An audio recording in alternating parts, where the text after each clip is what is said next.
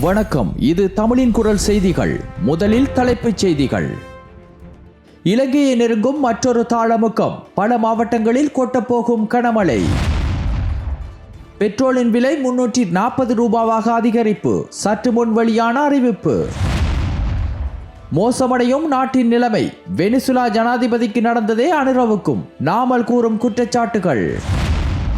கல்வித்துறையை சீரழிக்கும் அனுர அரசாங்கம், மஹிந்த ராஜபக்ச வெளியிட்ட குற்றச்சாட்டு. தையிட்டி விகாரையில் கை வைக்க முடியாது, விகாரையை சுற்றியுள்ள காணிகள் விகாரைக்குத்தான். வசமாக சிக்கிய ஜோன்ஸ்டன் பெர்னாண்டோ, நீதிமன்றம் வழங்கிய அதிரடி உத்தரவு. தொடர்பான விரிவான செய்திகள்.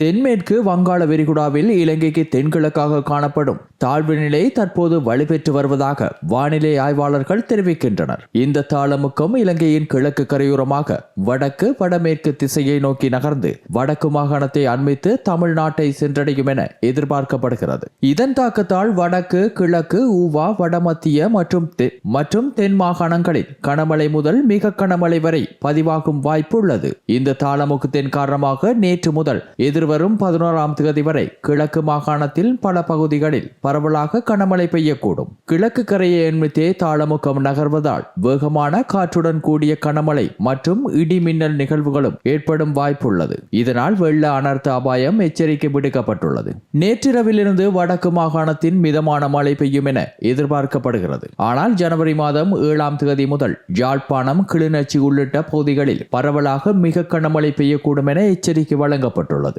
யாழ்ப்பாணம், கிளிநொச்சி, முல்லைத்தீவு, வவுனியா, மன்னார், திருகோணமலை, மட்டக்களப்பு, அம்பாறை, பதுளை, மொனராகலை, அனுராதபுரம், பொலனறுவை, குருநாகல், புத்தளம் மற்றும் அம்பாந்தோட்டை ஆகிய மாவட்டங்களில் வெள்ள அனர்த்த அபாயம் அதிகமாக காணப்படுகின்றது. தொடர்ச்சியான கனமழையால் மத்திய மற்றும் ஊவா மாகாணங்களில் நிலச்சரிவு அபாயம் அதிகரிக்கக்கூடும். மேலும் இன்று முதல் இலங்கையின் வடக்கு, கிழக்கு, தென்கிழக்கு மற்றும் தெற்கு கடற்பகுதிகள் கொந்தளிப்பான நிலையில் காணப்படும் என்பதால் மீனவர்கள் கடலுக்கு செல்வதை தவிர்க்குமாறு அறிவுறுத்தப்பட்டுள்ளனர். வடக்கு, கிழக்கு, வடமத்திய மற்றும் மத்திய மாகாணங்களில் உள்ள நீர்த்தேக்கங்களின் நீர்மட்டத்தை முன்னெச்சரிக்கையாக குறைந்த நிலையில் பராமரிக்க வேண்டும் என அறிவுறுத்தப்பட்டுள்ளது. அத்துடன் சம்பந்தப்பட்ட திணைக்களங்கள் மக்களை விழிப்புணர்வூட்டுவதோடு பொதுமக்களும் இந்த தாளமுக்கம், கனமழை, வெள்ளம், நிலச்சரிவு மற்றும் கடல் கொந்தளிப்பு தொடர்பில் மிகுந்த அவதானத்துடன் செயற்பட வேண்டும் என வலியுறுத்தப்பட்டுள்ளது.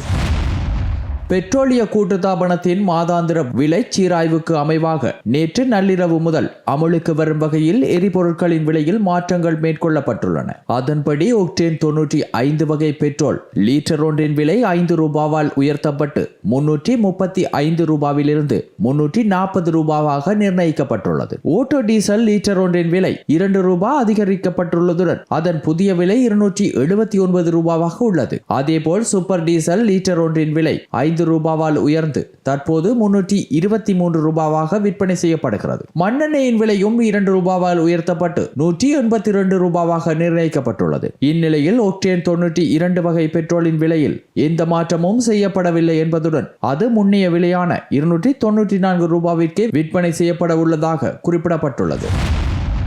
வெனிசுலா ஜனாதிபதிக்கு ஏற்பட்ட நிலை இலங்கை ஜனாதிபதி அனுரகுமார திசாநாயக்காவுக்கு உருவாகும் அபாயம் இருப்பதாக நாடாளுமன்ற உறுப்பினர் நாமல் ராஜபக்ச எச்சரித்துள்ளார். ஸ்ரீலங்கா பொதுஜன பெரமுன கட்சியின் புத்தாண்டு செயற்பாடுகளை ஆரம்பிக்கும் நிகழ்வு கட்சி தலைமையகத்தில் நடைபெற்றதன் பின்னர் ஊடகங்களுக்கு கருத்து தெரிவிக்கும் போதே அவர் இதனை தெரிவித்தார். தொடர்ந்து பேசிய நாமல் ராஜபக்ச அரசாங்கத்தின் அச்சகத்தில் அச்சிடப்படும் பாட புத்தகங்களில் உள்ள அடிப்படை தவறுகளை கூட கண்டறிய முடியாத நிர்வாகம் நாட்டின் மக்கள் எதிர்கொள்ளும் பாரிய பிரச்சனைகளுக்கு எவ்வாறு தீர்வு வழங்கும் என கேள்வி எழுப்பினார். மேலும் தற்போதைய அரசாங்கத்தில் உள்ளவர்கள் மதம், மரபு, பண்பாடு என்பனவற்றை மதிக்காமல் தன்னிச்சையான போக்கில் செயற்படுவதாகவும் அவர் குற்றம் சாட்டினார். வெளிநாடுகளின் தேவைகளுக்கேற்ப அரசாங்கத்தின் கொள்கைகள் வடிவமைக்கப்படுமானால் வெனிசுலாவுக்கு ஏற்பட்ட பொருளாதாரமும் அரசியல் சீர்கேடும் இலங்கைக்கு ஏற்படும் என அவர் எச்சரித்தார். கல்வி சீர்திருத்தம் தொடர்பில் அரசாங்கத்தின் முக்கிய நபர்களே ஊடக மாநாடுகள் நடத்தி முரண்பட்ட கருத்துக்களை கருத்துக்களை வெளியிடுவது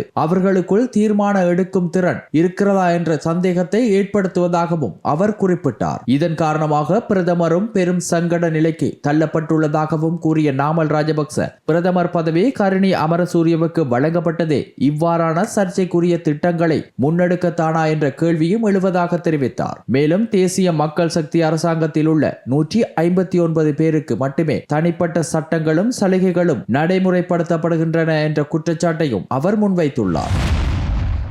ஜனாதிபதி அனுரகுமார திசாநாயக்க தலைமையிலான தேசிய மக்கள் சக்தி அரசின் நிர்வாகங்களும் கொள்கை தீர்மானங்களும் குறித்து முன்னாள் ஜனாதிபதி மஹிந்த ராஜபக்ச கடும் விமர்சனங்களை முன்வைத்துள்ளார். கொழும்பில் அண்மையில் நடைபெற்ற நிகழ்வொன்றில் கலந்து கொண்ட பின்னர் ஊடகவியலாளர்களின் கேள்விகளுக்கு பதிலளித்த அவர் நாட்டின் தற்போதைய நிலைமை மிகவும் அச்சமூட்டுவதாக இருப்பதாக குறிப்பிட்டார். தற்போதைய அரசாங்கம் கல்வித்துறையையும் முற்றாக பாதித்துள்ளதாக குற்றம் சாட்டிய அவர் நாட்டின் பெரும்பாலான துறைகள் வீழ்ச்சி பாதையில் சென்று கொண்டிருப்பதாகவும் தெரிவித்தார். அரசாங்கம் கடுமையாக உழைப்பதாக கூறினாலும் நடைமுறையில் மக்கள் எதிர்கொள்ளும் சிக்கல்கள் நாளுக்கு நாள் அதிகரித்து வருவதாகவும் அவர் சுட்டிக்காட்டினார். மின் கட்டண அதிகரிப்பு தொடர்பான கேள்வி எழுப்பப்பட்ட போது அது பொதுமக்கள் தாங்க முடியாத பாரிய சுமையாக மாறியுள்ளதாக மஹிந்த ராஜபக்ச தெரிவித்துள்ளார். இதேவேளை ஜனாதிபதி பதவி விலக வேண்டும் என்ற கோரிக்கைகள் குறித்து கருத்து தெரிவிக்க அவர் விரும்பவில்லை என கூறி அந்த கேள்வியை தவிர்த்து கொண்டார். அத்துடன் தேசிய சொத்துக்களை விற்பனை செய்யும் அரசாங்கத்தின் முயற்சிகளுக்கு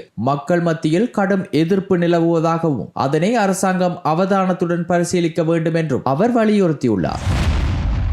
யாழ்ப்பாணம் தையிட்டி பகுதியில் நிர்மாணிக்கப்பட்டுள்ள திஸ்ஸ விகாரையை அகற்றுவதற்கு எவ்வித சூழ்நிலையிலும் அனுமதி வழங்க மாட்டோம் என ஸ்ரீலங்கா பொதுஜன பெரமுனவின் முக்கிய உறுப்பினரும் முன்னாள் ராஜாங்க அமைச்சருமான ஜனக வாக்கும்பர உறுதியாக தெரிவித்துள்ளார். இது குறித்து அவர் மேலும் கருத்து தெரிவிக்கையில் இந்த நாட்டில் பௌத்த மதத்திற்கே அரசியல் அமைப்பு சார்ந்து முன்னுரிமை வழங்கப்பட்டுள்ளமை தமிழ் மக்களுக்கும் தமிழ் அரசியல் தலைமைகளுக்கும் தெரியாத விடயமல்ல என குறிப்பிட்டார். தையிட்டி திஸ்ஸ விகாரை மீது எவரும் கை வைக்க முடியாது என்றும் அதனை அகற்ற முயற்சிப்பதற்கு ஒருபோதும் இடமளிக்கப் போவதில்லை என்றும் அவர் வலியுறுத்தினார். மேலும் திஸ்ஸ விகாரையை சூழ உள்ள காணிகள் அனைத்தும் விகாரைக்கு சொந்தமானவை என தெரிவித்த அவர் அந்த நிலங்களை அரசு விடுவிக்க கூடாது என்றும் கூறினார். அதே நேரத்தில் தையிட்டி விகாரை தொடர்பான விடயத்தில் யாழ்ப்பாண பகுதியில் உள்ள விகாராதிபதிகள் ஒரே நிலைப்பாட்டில் இணைந்து செயற்பட வேண்டும் என்றும் தனிப்பட்ட கருத்துக்களை பொதுவெளியில் வெளிப்படுத்துவதனை ஜனக வக்கும்பர தெரிவித்துள்ளார். சதோச வாகனத்தை தவறாக பயன்படுத்தியதாக கூறப்படும் குற்றச்சாட்டில் ஜான்ஸ்டன் பெர்னாண்டோ மற்றும் அவரது இளைய மகன் ஆகியோர் ஜனவரி 9 வரை விளக்கமறியலில் வைக்கப்பட்டுள்ளனர். நிதி மோசடி விசாரணை பிரிவினால் கைது செய்யப்பட்ட முன்னாள் அமைச்சர் ஜான்ஸ்டன் பெர்னாண்டோ மற்றும் அவரது இளைய மகன் ஆகியோர் வத்தலை நீதவான் நீதிமன்றத்தில் முன்னிலைப்படுத்துவதற்காக அழைத்து செல்லப்பட்டுள்ளனர். வாக்குமூலம் அளிப்பதற்காக இன்று காலை நிதி மோசடி விசாரணை பிரிவில் முன்னிலையான போதே முன்னாள் அமைச்சரும் அவரது மகனும் அப்பிரிவினரால் கைது செய்யப்பட்டிருந்தனர். முன்னாள் அமைச்சர் ஜான்ஸ்டன் பெர்னாண்டோ நிதி குற்ற விசாரணை பிரிவினால் சற்று முன்னர் கைது செய்யப்பட்டுள்ளார். சத்தோச நிறுவனத்திற்கு சொந்தமான லொரி ஒன்றை தவறாக பயன்படுத்தி அரசாங்கத்திற்கு நிதி இழப்பை ஏற்படுத்தியதாக கூறப்படும் சம்பவம் தொடர்பான விசாரணைகளுக்காக அவர் நிதி குற்ற விசாரணை பிரிவுக்கு இன்று முன்னிலையாகியிருந்த நிலையில் கைது செய்யப்பட்டுள்ளார். இதேவேளை முன்னாள் அமைச்சருடன் அவரது இளைய மகனும் கைது செய்யப்பட்டுள்ளார். முன்னாள் அமைச்சர் ஜான்ஸ்டன் பெர்னாண்டோ நிதி குற்ற விசாரணை பிரிவில் நேற்று காலை முன்னிலையாகியுள்ளார். சதோச நிறுவனத்திற்கு சொந்தமான லொரி ஒன்றை தவறாக பயன்படுத்தி அரசாங்கத்திற்கு நிதி இழப்பை ஏற்படுத்தியதாக கூறப்படும் சம்பவம் தொடர்பான விசாரணைகளுக்காக அவர் நிதி குற்ற விசாரணை பிரிவுக்கு இன்று அழைக்கப்பட்டுள்ளார். அதற்கமையவே முன்னாள் அமைச்சர் ஜான்ஸ்டன் பெர்னாண்டோ இன்றைய தினம் நிதி குற்ற விசாரணை பிரிவில் முன்னிலையாகியுள்ளார். இதேவேளை நிதி குற்ற புலனாய்வு பிரிவினரால் முன்னாள் அமைச்சர் ஜான்ஸ்டன் பெர்னாண்டோவின் மகன் ஜொஹான் பெர்னாண்டோ கடந்த வாரம் கைது செய்யப்பட்டிருந்தார். அதன்படி அவரை எதிர்வரும் 2026 ஜனவரி 9 வரை விளக்கமறியலில் வைக்குமாறு வத்தலை நீதவான் நீதிமன்றம் கடந்த டிசம்பர் 31 உத்தரவு பிறப்பித்தது. அத்துடன் சதோச நிறுவனத்தின் போக்குவரத்து பிரிவுக்கான முன்னாள் முகாமையாளர் கைது செய்யப்பட்டுள்ளதுடன் நீதவானின் உத்தரவுக்கு அமைய அவரும் விளக்கமறியலில் வைக்கப்பட்டுள்ளமை குறிப்பிடத்தக்கது. உண்மை செய்திகளை உடனுக்குடன் தெரிந்து கொள்ள எமது தமிழின் குரல் சேனலை சப்ஸ்கிரைப் செய்து கொள்ளுங்கள்.